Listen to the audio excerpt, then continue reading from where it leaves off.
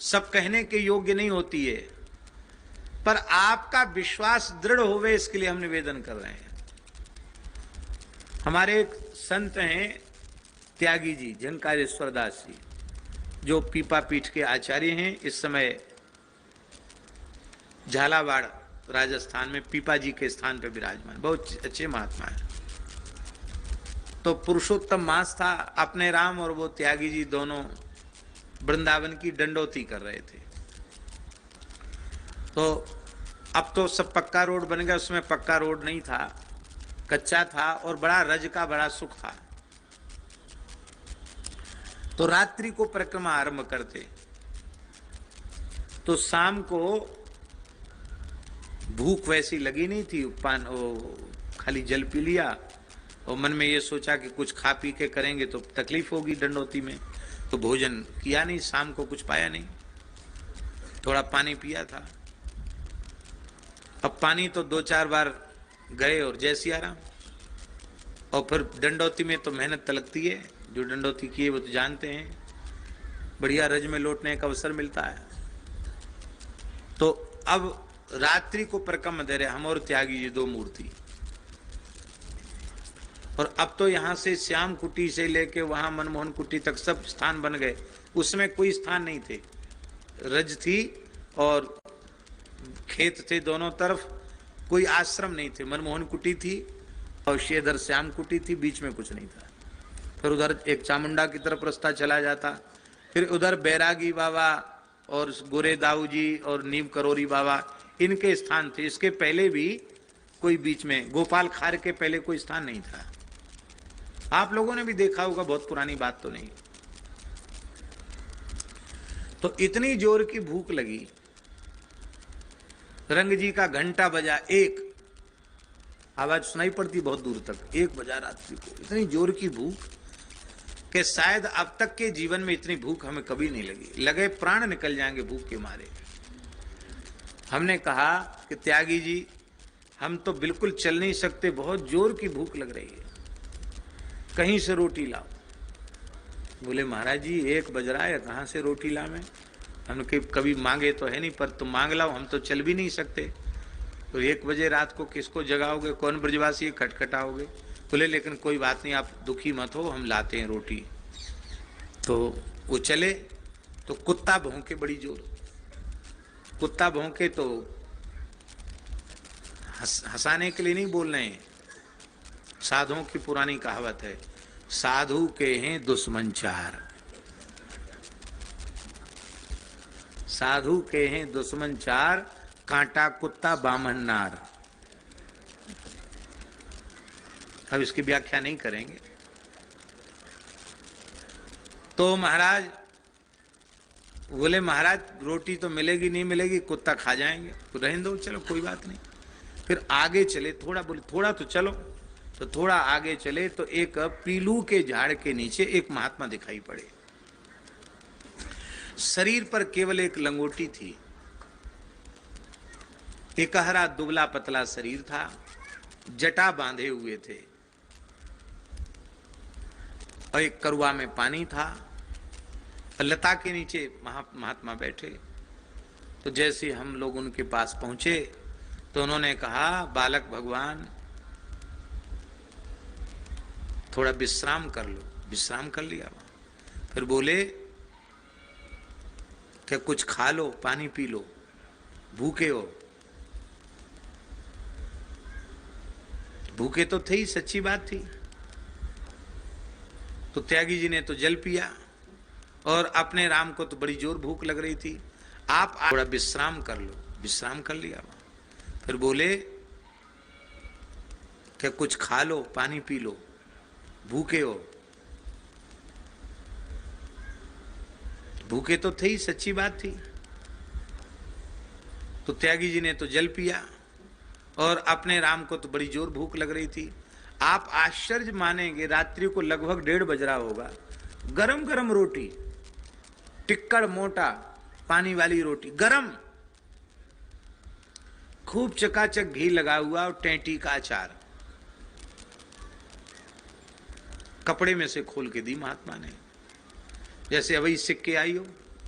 ऐसी खुशबू घी की, क्या कहना, एक तो भूख बड़ी जोर की। अब इतना मोटा एक टिक्कड़ खा गए, फिर भी भूख कम नहीं, तो उन्होंने एक और दिया। फिर जल पिलाया, बड़ा सुंदर मीठा जल, करुआ का ठंडा पानी। सत्य कह रहे हैं आपसे कि वो रोटी टिक्कड़ माने वो 2 टिक्कड़, छोटी रोटी कम से कम 8 रोटी के बराबर होंगे वो 2 टिक्कड़। अब खूब तृप्त होके पाए, और पा करके फिर खूब सुंदर जल पिया, और जल पी करके फिर उन्होंने कहा अब उधर भरे पर सोइए। बोले सो जाओ, अब लौट जाओ, यहीं रज में लौट जाओ। अब तो इतना खा लिए थे कि अब तो चलने की हिम्मत नहीं थी, तो वहीं रज में लौट गए, सो गए। थोड़ी देर बाद उठे तो वो महात्मा तो दिखाई नहीं पड़े। घंटा 1.5 घंटे बाद उठे होंगे, महात्मा तो दिखाई नहीं पड़े। वो आजकल वहां एक कैला देवी का मंदिर बन गया, जहां की घटना है। वहां एक देवी पधरा, पहले वहां एक पेड़ था लता, अब शायद वो पेड़ कट गया है, तो देवी जी का मंदिर बन गया। तो वहां जो है ना वो महात्मा दिखाई पड़े, ना उनका करवा दिखाई पड़ा, ना रोटी दिखाई पड़ी।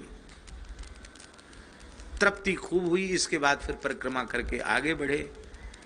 इस बात को पूज्य गुरुदेव भगवान के चरणों में जब निवेदन किया, भक्तमाली जी के चरणों में, महाराज जी ने कहा पंडित जी इस घटना से आपने क्या समझा? महाराज जी आप बताइए। बोले 1:30 बजे रात को भी राधा रानी गरम गरम टिक्कड़ की व्यवस्था करती है। यहाँ ब्रज में अपने हट से कोई भूखो प्यासो भले ही मर जाए, पर यहाँ लाडली जी ब्रजभूमि किसी को भूखा रखती। ये तो वृंदावन तो शहर हो गया, ब्रज के छोटे छोटे गांव में एक एक ब्रजवासी के घर में 10-10, 20-20 महात्मा मधुकरी लेने जाते हैं। अपने घर में उनके 2-5 सदस्य हैं और वो 15 संतों को मधुकरी देते हैं। भले ही टुकड़ा टुकड़ा देते हैं, पर अपने नहीं खाएंगे, पर साधुओं को देंगे। भैया ये संत सेवी हैं। हमसे कोई कहता है कि नंदगांव बरसाने में जाते हो कि पंडा परेशान करते हैं और दक्षिणा मांगते हैं और खरी खोटी भी सुनाते हैं लेने के बाद भी। हम कहते भाई सौभाग्य मानो अपना, ब्रजवासी संत तुम्हारी एक फूटी कौड़ी लेने वाले नहीं है। बने रहो कलेक्टर, मिनिस्टर, मंत्री, संतरी और दुनिया भर के बड़े से बड़े बने रहो, एक फूटी कौड़ी तुम्हारी नहीं लेंगे, एक अन्न का कण नहीं लेंगे। पर इन ब्रजवासियों की सेवा करते हो आप। ये ब्रजवासियों के घर में संत मधुकरी लेते हैं, जिन संतों को तुम स्वप्न में भी नहीं दे सकते कुछ भी, उन संतों के पेट में तुम्हारा अंश जा रहा है, ब्रजवासियों के माध्यम से जा रहा है। इसलिए ब्रजवासी सम दाता नहीं, ये दाता है महाराज। पर कहां भाव रखते हैं?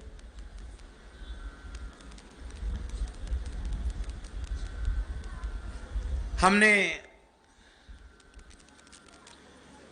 कहा भी था और फिर निवेदन कर रहे हैं, अपने कष्ट सहकर भी कभी किसी ब्रजवासी को पीड़ा नहीं देना।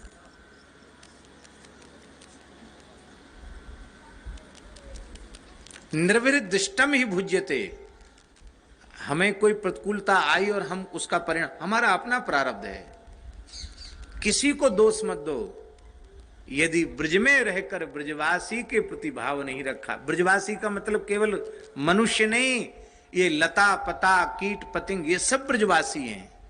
किसी भी जीव का तिरस्कार हमारे द्वारा न बने, सबका आदर हो।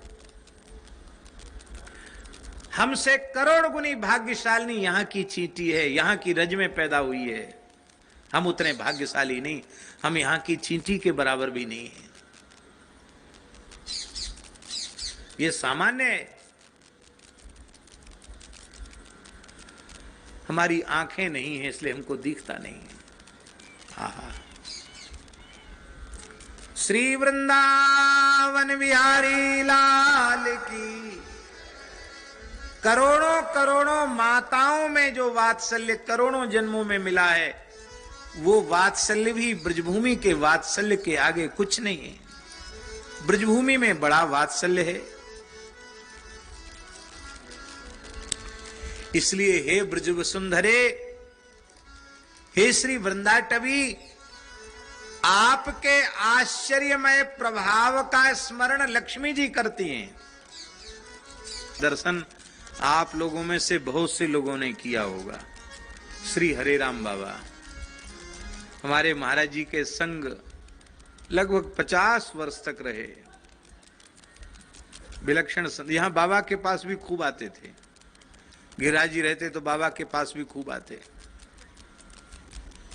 बहुत लंबे समय तक विराजे और भगवान का प्रत्यक्ष अनुभव उनको कई बार हुआ था। बड़े अद्भुत संत थे। उन्हीं के कुछ पदों को महाराज जी ने प्रकाशित किए, उन्हीं की वाणी है। और उन जमानों में उर्दू चलती थी, इसलिए उनके पदों में प्रायः गजल की तर्जमे हैं और उसमें उर्दू के शब्दों का प्रयोग है। पर बड़े प्रेमी अनुरागी संत। उनका शरीर भी बाबा गुजरात का था। हाँ, हमारे बाबा श्री ठाकुरदास जी का शरीर भी गुजरात का है।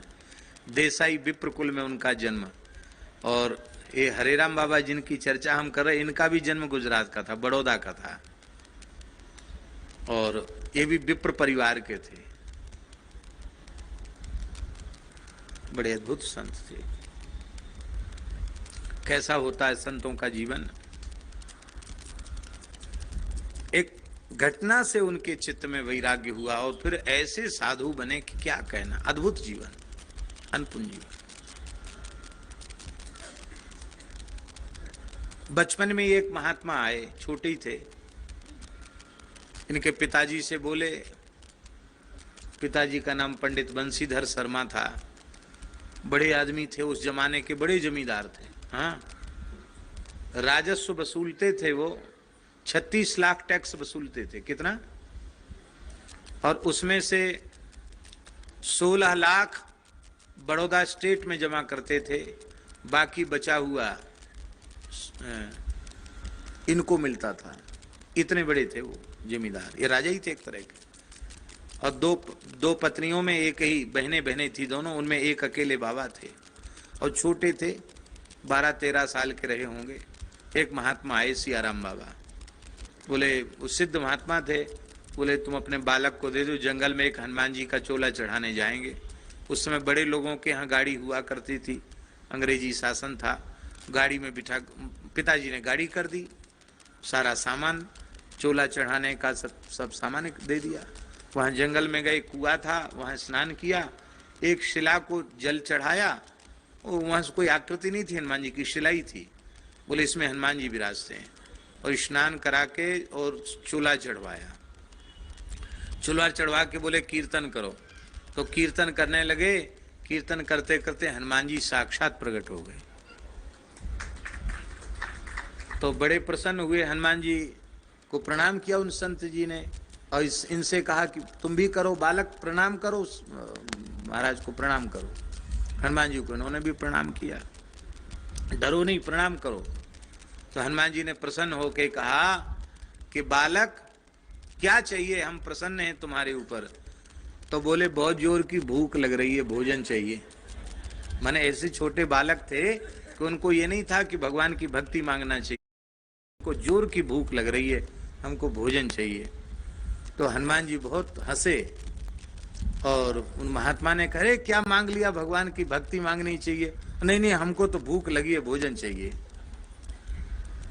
तो हनुमान जी बोले, अभी लाता हूं। एक क्षण में अंतर्धान हुए, दूसरे क्षण में प्रकट हो गए। बोले, श्री जगन्नाथ महाप्रभु का अधरामृत प्रसाद है। तो जगन्नाथ जी का संपूर्ण प्रसाद दूसरे क्षण हनुमान जी ने, ये बचपन की 12-13 साल के थे तब की घटना है। जगन्नाथ जी का अधरामृत मिला। उन संत ने कहा, तुम्हारे ऊपर हनुमान जी की कृपा हो गई है, अब हम तुम्हें दीक्षा देंगे। तो दीक्षा में उन्होंने हरे राम राम राम हरे हरे, हरे कृष्ण कृष्ण कृष्ण हरे हरे महामंत्र का ही उपदेश कान में किया और कोई दूसरा मंत्र नहीं सुनाया। इसी को जपने लग जाओ। और जपते जपते 17-18 वर्ष की आयु तक तो ये दशा हो गई कि वो चीखते थे, चिल्लाते थे, बेहोश हो जाते थे। शरीर की सुध बुध उनको नहीं रहती थी। प्रेम के लक्षण श्रीअंग में प्रकट हो गए। संत की कृपा। पिताजी घबराए, बोले, भाई अब तो यही घर छोड़ के बाबा जी हो जाएगा तो खानदान तो डूब गया, अब क्या करें। तो जबरदस्ती उनकी 18 साल की उम्र में उनका ब्याह कर दिया। सूरत के एक विप्र की कन्या थी, उससे उनका ब्याह हो गया।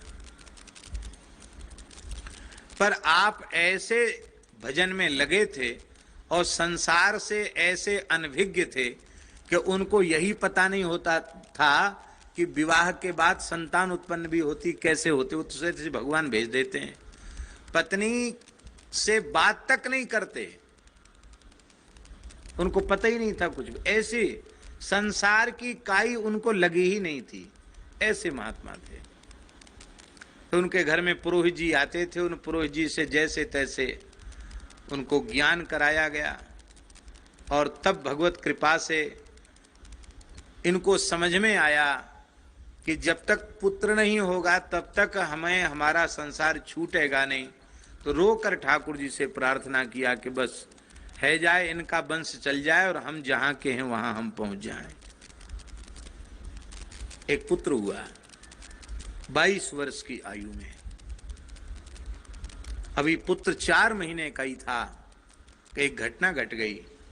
घटना यह घटी, आपके पिताजी से उनके किसी व्यापारी मित्र ने कुछ पैसे लिए थे व्यापार के लिए और उसको बहुत बड़ा घाटा लग गया।